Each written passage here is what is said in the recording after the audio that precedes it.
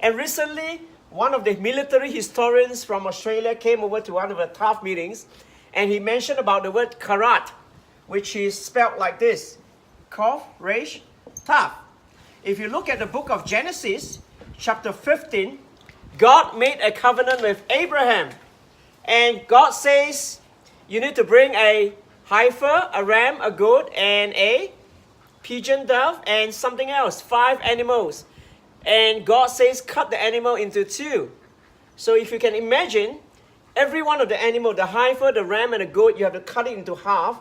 You present it on one side, and both parties who are going to enter the covenant has to walk through the trail of blood.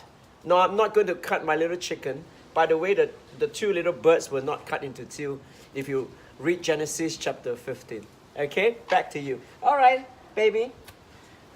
So, karat. Back to our lesson today, or our consonant.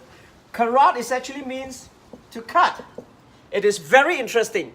When God made a covenant with Abraham, or Abram, who later changed his name to Abraham, God actually cut a covenant.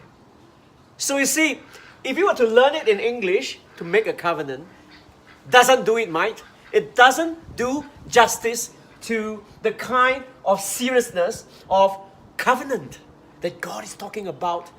That's the reason why you and I need to learn Hebrew, especially the Old Testament biblical Hebrew, so that we can get back to understand what God is really saying in the Bible, in the original meaning, the richness of it all. Lastly, lamed.